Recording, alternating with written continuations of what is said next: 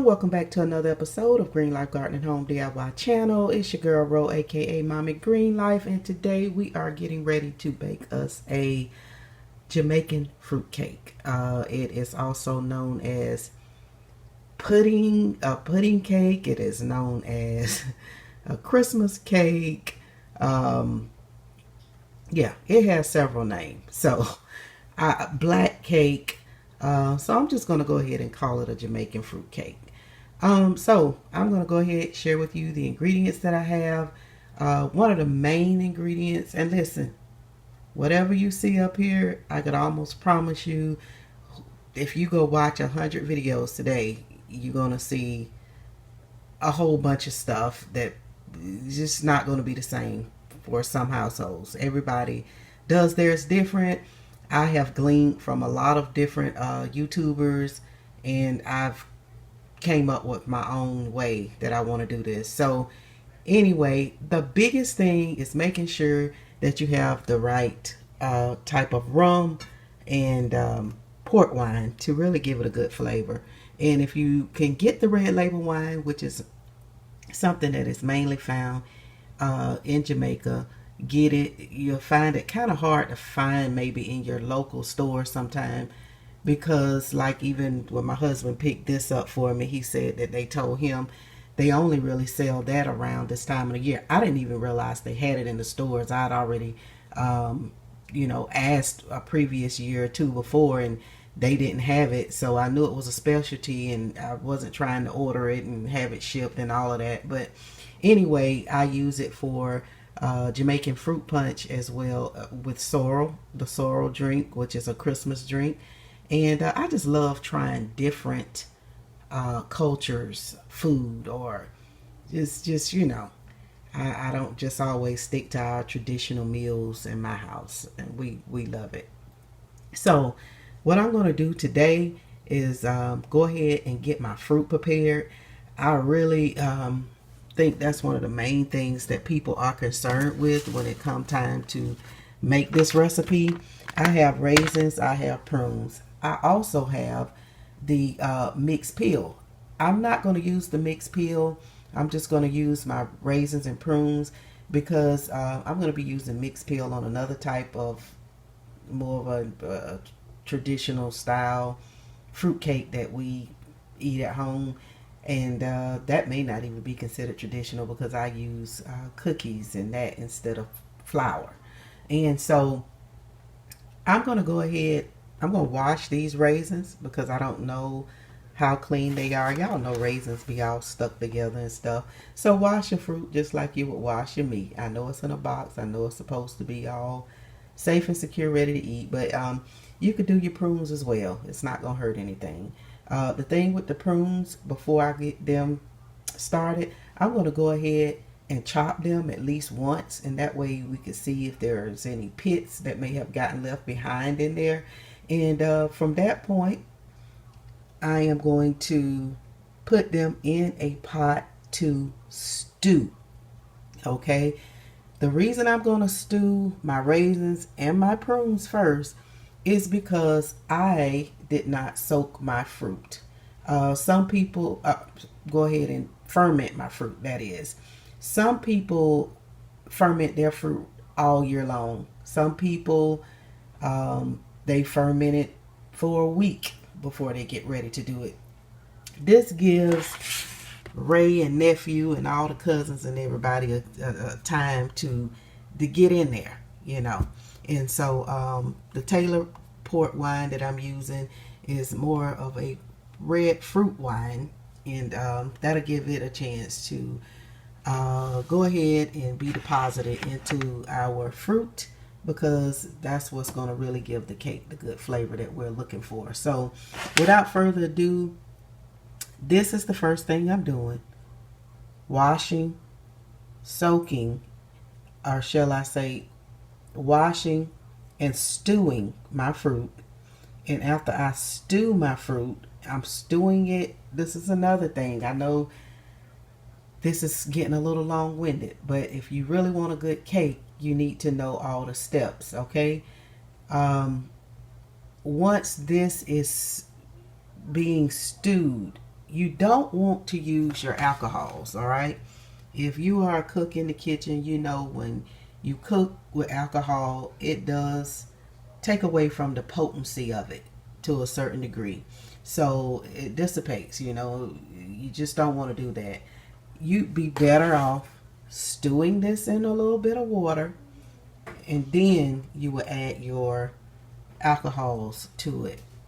All right, that way you don't lose the flavor of your alcohol, and you know, lose that taste that we're looking for. So let me go ahead and kind of introduce you to everything else while I'm going. This is going to be a little bit different because I'm trying a recipe. Again, I'm mixing it now. It's not going to be totally the way I seen it done on I seen Daddy's Kitchen, and him and his beautiful wife and family. Oh my gosh, I just have fell in love with them. She used breadcrumbs, half flour, which is going to be an all-purpose flour, and half breadcrumbs. And for the cake that I'm making, you know, it's not going to be huge, so I'm going to be using a third of the recipe that she shared on their channel, because she made a 3-pound cake. I'm just making a pound cake, a 1-pound Jamaican fruit cake. She made a 3-pound Jamaican fruit cake. But again, I just called their name out, but I'm telling you, I have watched so many, and you're going to see something different in every one, I promise you. So I got the flour, I've got the breadcrumbs, I've got the browning, I've got the brown sugar. Of course, we've got our drinks already. And listen, I may have to make a run to the store. I do not represent any brand up here, but this baker's brand, I normally have McCormick, and then or there's a good vanilla that is at the Caribbean store here in our town. They're closed today, so I want to get this going, so I've missed that. I'm going to put a splash of almond flavor in there. So the reason I'm going to be using a little bit of almond is because, I'm sorry, my camera cut off. There is a product called Mixed Essence, and basically it is a lot of different flavors that is mixed together besides using your vanilla. Some people will use the Mixed Essence. So almond always tend to bring out the flavor and stuff for me. You just have to, you know, work it out according to your liking. Of course, we've got to have our butter. I have my nutmeg here that I'm going to grate in. And with the nutmeg, I am going to be combining equal parts nutmeg to allspice, because again, this cake is about the spices, you know, that Christmassy flavor. And if you would add your allspice and your nutmeg together, that would actually keep you from trying to go buy a mixed spice. There are mixed spices out there, but you know, I waited till the last minute to pick some things up, and it's been hard to find some stuff. Other than that, you're gonna add cinnamon, of course. Now you may be looking at my ingredients and be like, oh my goodness, why is she using those brands or whatever? I haven't had any problems with any of the brands that I use. If you know how to flavor your food and use off brands, you know, you should be okay. Like for instance, with the vanilla, you may want to add a little bit more than what you normally would if you were using a stronger, more potent vanilla, you know. All right, so this recipe is going to call for a pound of butter, and I am going to be using pretty much a dozen of eggs. I want to just kind of show you the mixed fruit peel that I was talking about. And I just may go ahead and soak those too, because like I said, I do have another type of fruit cake that I'm making. So we're going to be, you could use the zest of a lime or a lemon, and another thing that I like is orange peel. Okay, and I will show you how I'm going to use the orange peel, and it's actually going to stew with the raisins and the prunes. All right, I hope that I got everything kind of sorted out there for you, so you'll know what you're looking at. This is not a difficult cake. It just could seem overwhelming when somebody is going over everything that you need. I'm pretty sure most of this stuff is in your house. So yeah, just gather it up and come along with me and make you a Christmas cake that tastes delicious. I promise you will love it. And so I'll go ahead and put the starting place of this video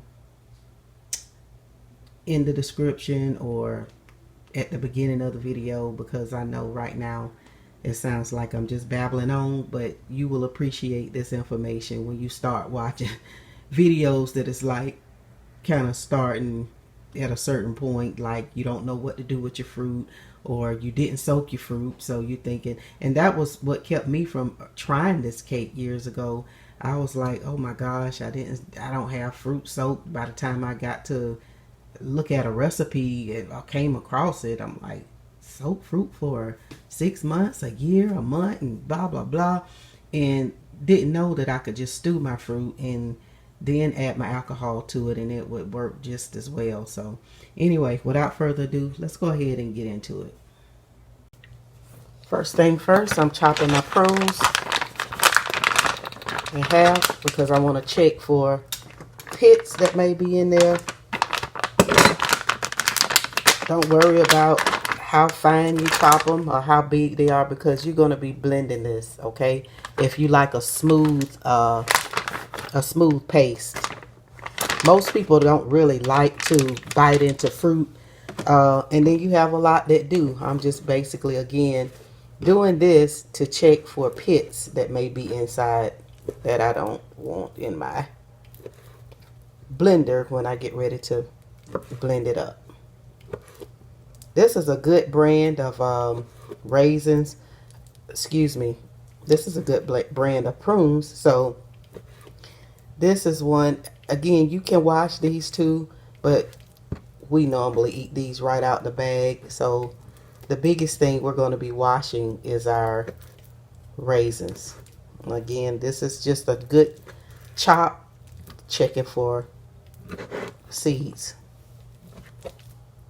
So far, so good. Just going to put them right over in there.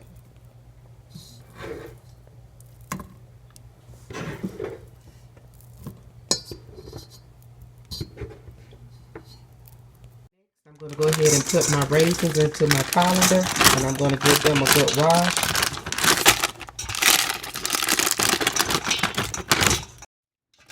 Yeah, so they probably just need one little rinse, and you're just checking for anything, trash, or, you know, you never know. Pull that up out of there. See? All right. Adding my raisins.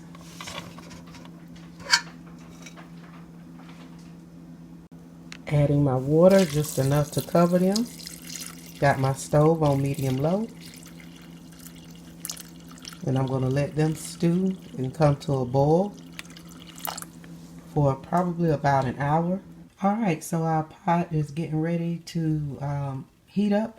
I have a piece of orange peel in here to give it more flavor. You'll notice once this absorbs the water, it is going to plump up the fruit, because we know that the raisins are dehydrated, and the prunes pretty much are too. So let's go ahead and let that come to a boil. Alright, so our fruit is starting to really stew good. We got a little boil going, nothing big. Notice I have a lid here. Keep it covered. You get quicker results, and you hold in that flavor. Alright, so while I'm waiting, I just want to quickly show you how to go about taking your fruit and getting them fermenting a little bit ahead of time. I'm not going to make my vanilla wafer fruit cake until a little bit later this week. So I'm going to go ahead and put this over in the jar. And then I'm going to add in my rum and wine just to cover it.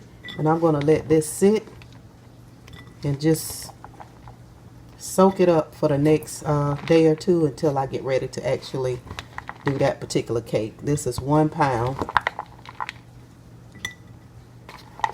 This is, you know, how you do it. Always use glass, because you know these alcohols will penetrate plastics, and that's not something you want to do or want to happen. This is some rum that was left over from last year. And I used it in my sorrel drink. So you know we don't do a whole bunch of drinking in here. We don't drink. I do use it for making stuff like this. Like I said, I'm going to go ahead and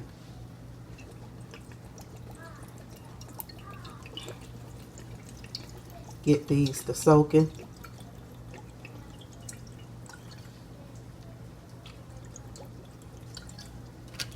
Okay, then I'm going to add some wine here.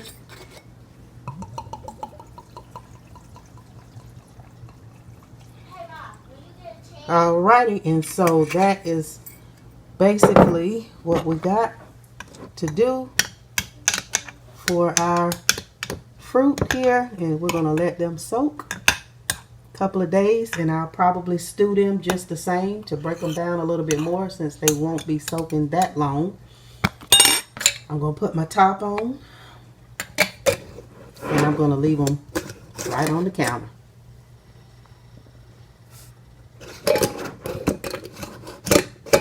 Alright, so now we got our fruit soaking and ready for our next cake. Okay, you guys, so my fruit are still stewing, and they have been for quite some time now, probably about an hour. What I am waiting on is for this liquid to reduce down to nothing till the water is gone, because that water is going to be replaced with rum and wine. So let us keep cooking. You can see that the raisins are all plump now. They're nice and soft. The prunes are all plump. The prunes actually were cut in half, and the half pieces are looking like one prune. So everything is well hydrated. And once this is done stewing, I will show you what it looks like. Okay, so I went ahead, removed my fruit from the pot. I put just a little bit more water than what I would have needed to go ahead and get them rehydrated and stewed. So they are stewed, they are warm, they are nice and plump and smell so good. I did not remove my orange peel. Right now I'm going to go ahead and add the rum. Now I could just pour this on over in there until it gets to a certain level, but just for the sake of you all, I'm going to put it in this half of a cup, and then I'm going to add in a half of a cup of the wine. And you could always add to your mix whatever you want, and I'm sure I'll be adding some into the actual cake as well. So I'm going to get this all stirred in good. Red wine.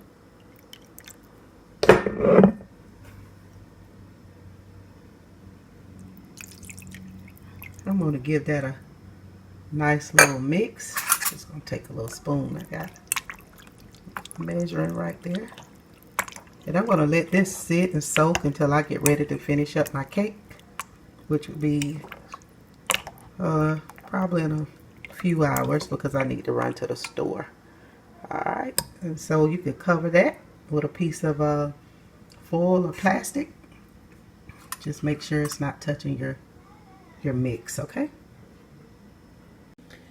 Okay, so while my fruit is sitting there stewing right there, and it's soaking up that nice rum and wine, I'm going to go ahead and start cracking my eggs.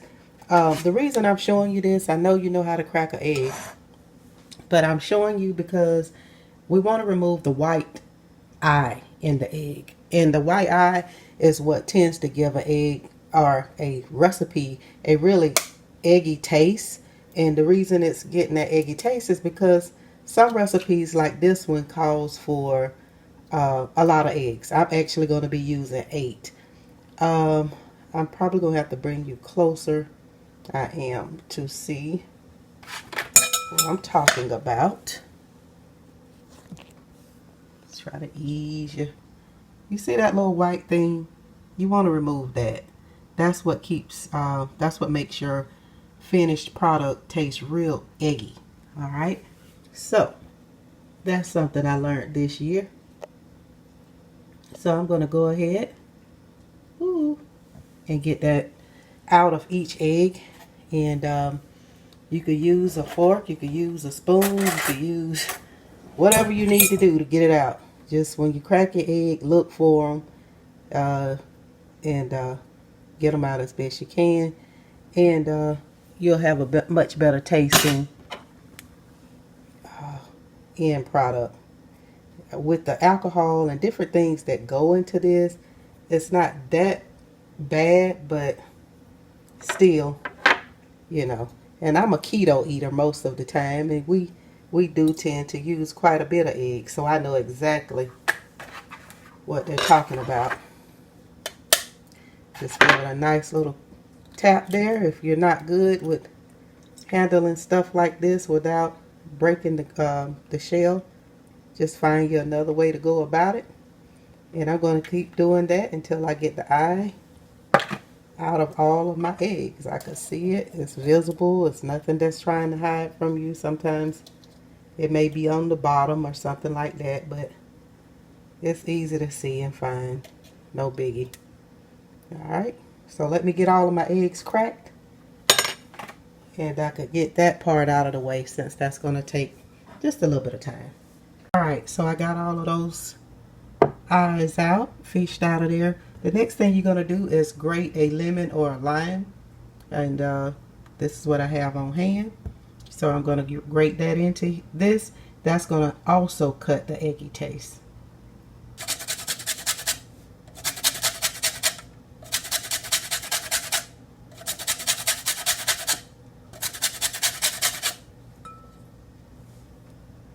Okay, so as you can see, I've got my lime all grated in there. And the next thing I'm going to do is just give it a good mix until I get everything all nice and beat up. And the next thing we'll be doing is creaming our butter and sugar, which is one of the main things you want to make sure that you do right, because you want your cake to be nice and smooth. And I just think creaming that butter and sugar has a lot to do with that. So hold tight while I finish whipping up our eggs. Alright, so I've got that all nice and blended. At this point, you could go ahead and add you some tablespoon or two of lemon juice or lime juice, whichever citrus that you're using, if you want to stick with a particular flavor, or you could just leave it at that. Alright, so moving on to creaming our butter and sugar. So I've gotten my butter opened, and in here, Land O'Lakes, you've probably seen the box. It was in the little quarter half of sticks, so that's good. I've got my sugar in here. I've got a pound of brown sugar because I'm making a recipe that is like for a pound of Jamaican rum cake, and I have a pound of butter. Okay, pound of sugar, pound of butter. I saved my papers to get whatever butter off I could to grease my pans. So this is so important, you guys. I'm not going to try to break out my stand mixer for this, because this is the only thing I'm actually going to be using a mixer for. If you just don't want to put the time into whipping this up, which is probably going to take about 5 minutes of using just my little hand mixer there. And as long as it's nice, smooth, and creamy, you're good. And from that point on, everything else, I will pretty much be stirring it in myself. If you want to use your mixer, fine. But I just like to enjoy being in the kitchen while I'm in here. So, all right, here we go.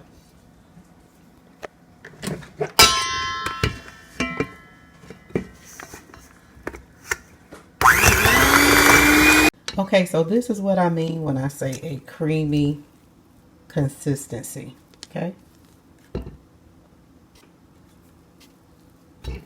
And now I'm going to go ahead and start adding in my egg. And this could be folded in, or it could be mixed in a little at a time. I'm going to go ahead and start folding it in, and I'll go from there on whether I think it's mixed good enough with my elbow grease. All right. Just wanted to show you right quick, I'm mixing in a little bit of my egg mixture at a time, as if you were adding one egg at a time, and you can see that it is being mixed in really well. This is what I was saying when I said you really don't need your stand mixer or hand mixer at this point. I've just got mine sitting off to the side, and just in case, but the way everything is blending and coming together, I'm not going to need that. I'm going to continue to pour in a little bit of my mix, and just keep mixing it in like that. And I only have one hand here, but it is mixing in very well. I'm not having any trouble with it. My batter is getting a little bit thicker, but what's going to happen is when you add in your fruit and your rum, if you decide to add any more to yours, it's going to thin it out. Alright, so right now I'm getting ready to add in my flour, which is going to be 2 cups. And then I'm going to come back with 2 cups of breadcrumbs. Yes, breadcrumbs. That will be a first for me too. For every cup, I'm putting a teaspoon of baking powder. There we go, right there. Baking powder. Alright, for every cup, 1 teaspoon. To get my mixed spice, because I don't have any, I'm simply going to put equal parts allspice and nutmeg, and then I'll be adding my cinnamon. Do this to taste, you guys. Okay, so if you can see what I did, I put a teaspoon of the allspice there. I grated half of my nutmeg here. I did half of it. If you have nutmeg already ground, I would say go with equal parts. Teaspoon, because I got a teaspoon of the allspice, and that's going to make up for any recipes that's asking you for mixed spice. And up under that nutmeg, I have a tablespoon of cinnamon. I love nutmeg, I love cinnamon. I don't really use allspice that much, but there we go. All right, the next thing I'm going to do is go ahead and add in a teaspoon for every cup, and I'm going to go ahead and put 4, because I'm going to come behind this with 2 cups of breadcrumbs. I've dumped everything over in oopsie here, and I'm just going to give it a good sift in there. Make sure I got out all the lumps and clumps and got everything all nice and smooth. Okay, I'm going to get done with that. Alright, so I'm going to go ahead and start mixing my flour in here until it's nice and smooth. Don't worry again if it seems like it's getting too thick, because when you get ready to add in your fruit, it's going to loosen it all back up. Plus you have also your extract to go. So let me get this all mixed in. I'll show you what it looks like. Okay, so I've got my flour mixed in. The next thing that I'm going to be mixing in is 2 cups of breadcrumbs. I used what I had left of one, and I ended up buying another one. So I'm about to go ahead and pour that in. It smells good. Thank you. And I am going to, okay, that's good. I'm going to go ahead and get that all mixed in. I'm going to hold that just right there on there. Yes, ma'am.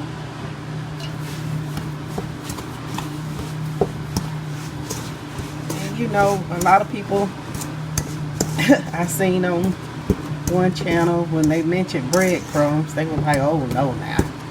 But the breadcrumbs, if you think about it, will make it a little bit lighter, fluffier than just having flour. Right. So that was quick. Let's go ahead and I'm going to put the rest. Okay. Alright, so I got all of my breadcrumbs incorporated in there. These were the ones that I ended up using because I ran out of the other. And these were also finer than the others. And you can run them through your processor and grind them up even finer as well. So I just used them as is. Alright, so we're adding in 2 tablespoons of vanilla Let's see, put it in there. Let's see what it looks like. Let's give it a little bit more. Whoopsie. Okay. I like cooking with my mom, guys, by the way. Alright, so now let me go ahead and get the almond flavor. And with the almond, I'm just going to put about a fourth. I just want a hint of that almond flavor in there, okay? Okay, so we are going to do a half teaspoon of the almond extract. That's good. There we go. Alright, and I'm going to go ahead and get this all mixed up. And I'll show you what we've got. We are getting closer, guys. So at this point, I'm getting ready to go ahead and put the fruit in. I'm just going to use... Ooh. I'm going to use all of it. Oh, you know what? I meant to run this. Okay, so pouring the rest of that out of my jar that has been sitting and marinating in with the wine, and get everything out.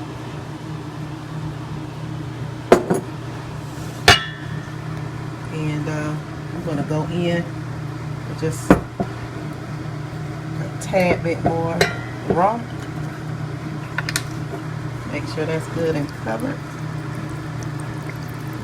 A bit more nephew and them in there. And then I'm going to go in with a little bit more of my wine. Alright, so get this all mixed together.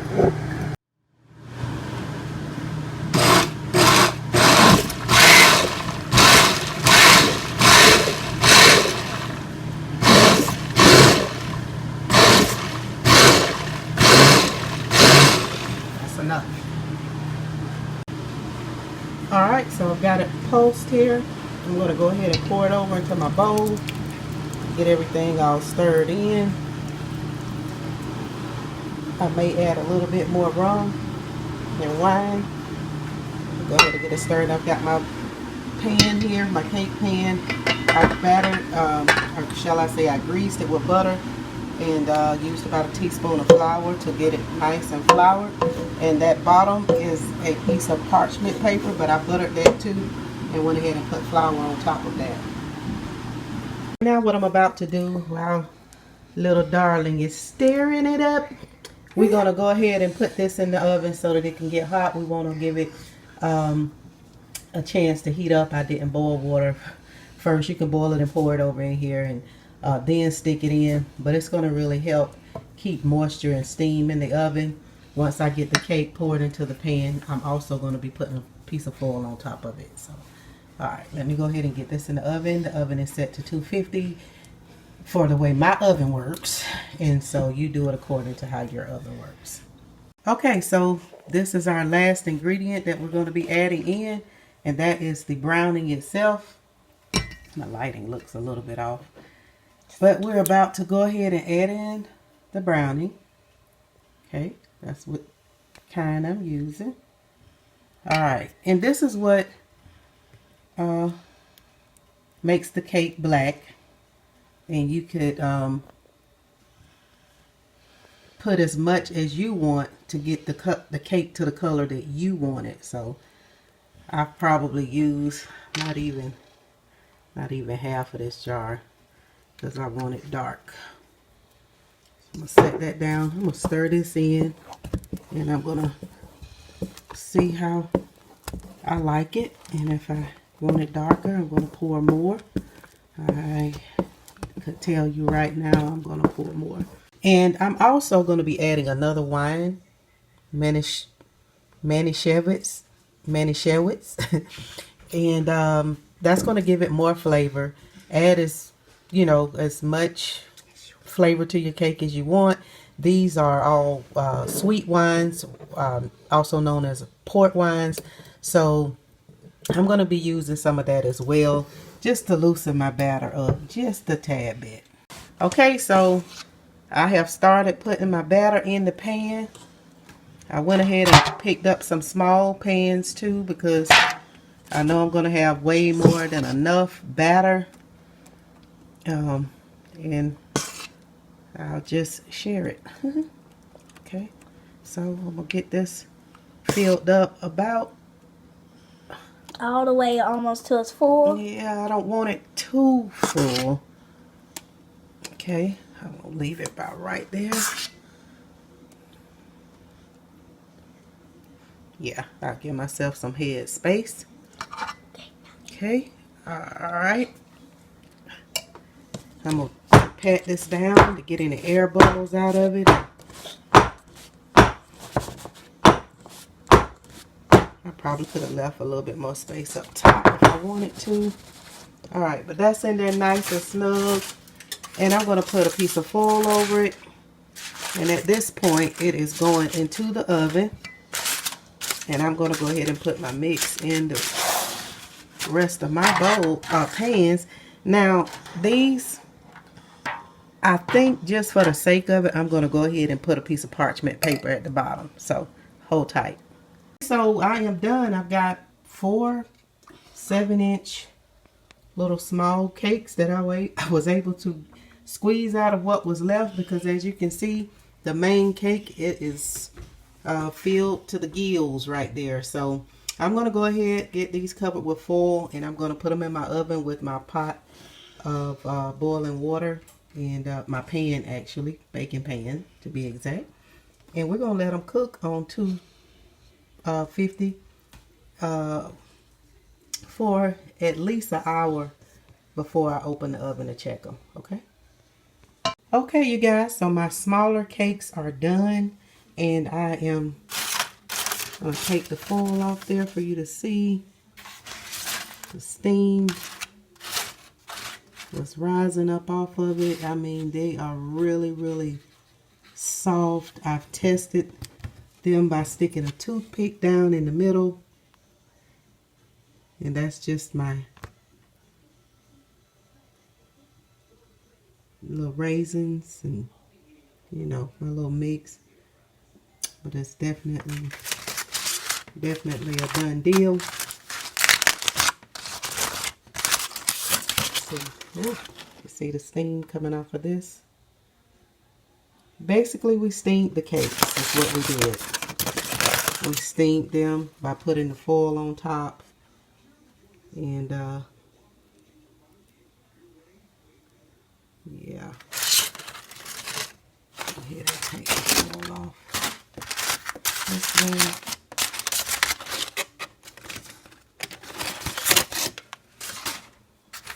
In the dark, and this thing is rising off of that as well. So what I'm about to do at this point is I put equal parts Ray and Nephew, Taylor Port, and Menace. I hope I'm saying it right, Manischewitz. And I'm going to spray the tops of my cakes. Let me see if I can set you up where you can see.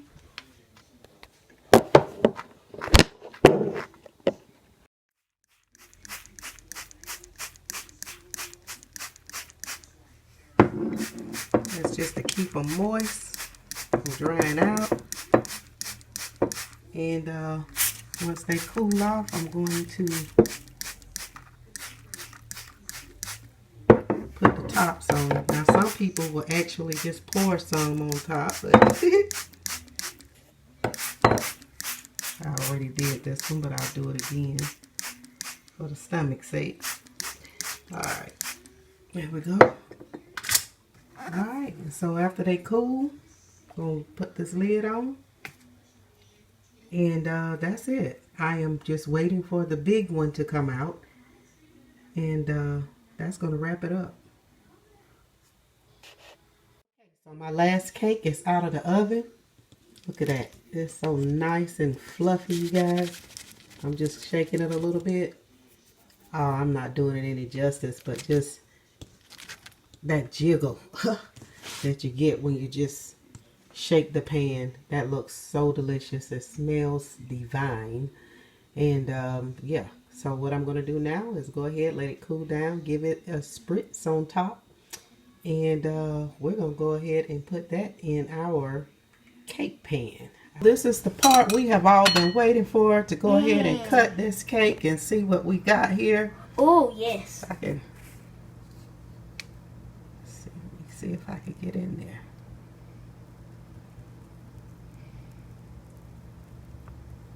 Oh, that's nice and moist. It's going to be so delicious. Oh, yes. Yeah. All right, so we'll go here.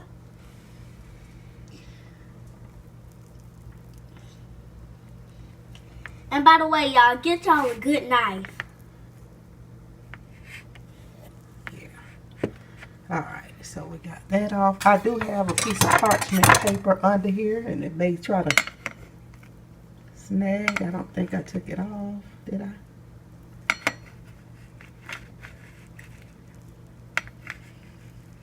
I'm trying to use one hand, y'all. Hold it for me. Alright, just keep that right there. Alright, here we go. Here we go. Yum, yum, yum. Make sure I got it. Cut. So soft. It's like It's pudding. like a cloud. Cloud. Oh, Ooh, yum. my camera holder's looking at the floor. I'm sorry, y'all. Okay. That's it. Okay, let's cut that. Let her cut down in that. Ooh. Oh, it's moist. Okay, it's really soft and it's very moist and the flavor is there. You can smell the rum and everything all mingling together. Watch your head for me. Let me see there. Alright, so see, it is just, oh, this is so delicious. Okay, you guys, so that is it for us. We thank you for coming along on the journey of making a Jamaican rum cake, black cake, Christmas cake, wedding cake. It has got, move your hand for me again. It's got so many names, and yeah, and it's just so delicious. So thank you so much for watching. We ask that you would like, share, and subscribe if you like the video, and we will see you on the next one. One love. One love.